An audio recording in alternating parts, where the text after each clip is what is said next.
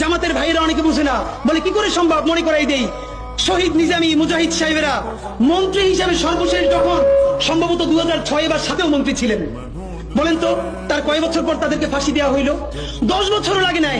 Running ফুল মন্ত্রী ছিল, লক্ষ লক্ষ মানুষ তাদের সাথে ছিল, তাদের মন্ত্রণালয়ে একটা পয়সার দুর্নীতি বের করতে পারে নাই। 10 বছরের মধ্যে মন্ত্রিত্বের পর তাদেরকে ফাঁসি দেওয়া শুরু হয় নাই, তাদের সন্তানরা তাদের জানাজাটা পর্যন্ত করতে পারে নাই। সংখ্যা দিয়ে হয় না ভাই, কোটি কোটি মানুষ দিয়ে সবকিছু হয় না। আজকে আপনারা প্রথম আলোর বিরুদ্ধে বলেন, এই যে আসার সময় বলতেছিলাম শায়েকরে, প্রথম আলোর প্যারালাল কাছাকাছি একটা পত্রিকা কি আমরা দাঁড় করাইতে পারছি? অনেকে বলে আমার দেশের কথা, আজকে শুধু বলি, পরশু জানলাম প্রথম আলোর 10 ভাগের 1 ভাগ বিনিয়োগ এবং আর্থিক সংগতি আমার দেশের নাই। 5 কোটি টাকা হইলে আমার দেশে একটা নতুন প্রেস কিনতে পারে, তাইলে পত্রিকাটা ঠিক মতো ছাপাইতে পারে, ভাড়া লাগে না, সেই টাকাটাও তাদের নাই। ভাই, ভালোবাসা দিয়া পয়সার কাজ হয় না। 50,000 টাকা যে এই লোকটার স্যালারি, এই কাজ যদি 20,000 টাকা দিয়ে করাইতে চান, কোনদিন 50,000 টাকা রিপোর্ট এবং স্কিল আপনি পাবেন না।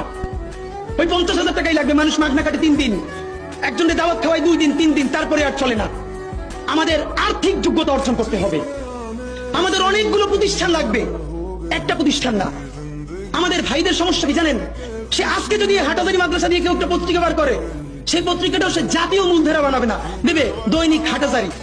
সে বানাবে মানে কোনো না কোনো ঘুরে ফিরা তার চিন্তায়, মননে, মগজে প্রথমে হয়তো হাটাজারি, সর্বোচ্চ বড় হইলে হেফাজত, এরপরে সর্বোচ্চ বড় হইলে বাংলাদেশের শুধু মুসলমান।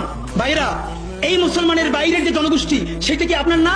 আপনি ভাবেন এই দেশের আপনি প্রধানমন্ত্রী, তারপরে ভাবেন আপনার জনগোষ্ঠী কারা, আপনি সেরকম চিন্তা করেন। সুতরাং আমি কথায় অনেক ভুল ভ্রান্তি বলতে পারি, কিন্তু বিশ্বাস করেন আমার কলিজা চিল্লেও আপনারা শুধু যেটা পাবেন সেটা হইল আমি চক্ষু বন্ধ করে দেখতে পাই।